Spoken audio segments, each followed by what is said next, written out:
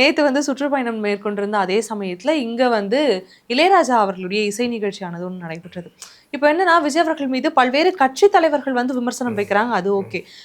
சினிமால இருக்கக்கூடிய நெறைய பேர் வந்து ஓகே வரட்டும், வரட்டும் அப்படிங்கிற மாரி சொல்லிட்டு இருக்காரு. சினிமாவுல உச்ச நட்சத்திரமா இருக்கக்கூடிய சூப்பர் ஸ்டார் அவர்கள் நேத்து மேடையில என்ன சொல்லியிருந்தாங்கன்னா, புதுசா வரவங்கலாம் வந்து அசால்ட்டா திமுகவை எதிர்க்கிறாங்க அப்படிங்கிற ஒரு விமர்சனத்த வச்சிருந்தார். யார் வந்தாலும், எது வந்தாலும் இங்க இது மாறாது. அவங்க வரணும்னு நினைக்கிறாங்கன்னா, எந்த விஷயமும் அப்படி அவங்க நினைக்கிற விஷயம் நடக்காதுங்கிற ஒரு விமர்சனத்த முன் வச்சிருந்தாரு. இல்ல அவரு பாத்தீங்களா? முழுமையா என்ன பேசினாருன்னு தெரியல. ஆனா நான் ஓகே. ஒரே ஒரு செய்தி மட்டும் பார்த்தேன். ஆ. என்னன்னா வந்து புதிய கட்சிகள், பழைய கட்சிகள் எல்லாத்துக்கும் சவால் விடக்கூடிய இடத்துல வந்து இன்றைக்கு மு.க. ஸ்டாலின் அவர்கள் இருக்கிறாரு ம். அப்படின்றத பேசுறத மட்டும் நான் பார்த்தேன். நீங்க சொன்ன விஷயங்கள அவர் பேசினாரான்றது எனக்கு தெரியல. பட் இந்த விஷயத்த நான் கவனிச்சேன். ம். எல்லா கட்சியுமே அப்படிதான்.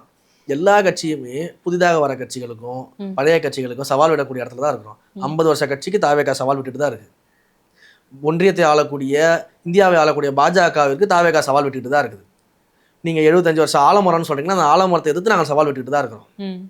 10 வருஷ கட்சியா இருந்தாலும், 12 வருஷ கட்சியா இருந்தாலும் எங்களை எதிர்க்கும் போது நாங்க சவால் விட தயாராக தான் இருக்கிறோம்.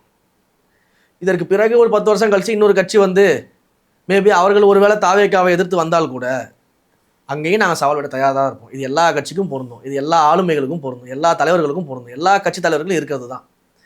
இதை வந்து நம்ம பெருசாக எடுத்துக்க வேண்டிய அவசியம் கிடையாது. இது வந்து திரு மு.க. ஸ்டாலின் அவருடைய மனம் குளிர்வதற்காக அவர் பேசிட்டு இருக்காரு.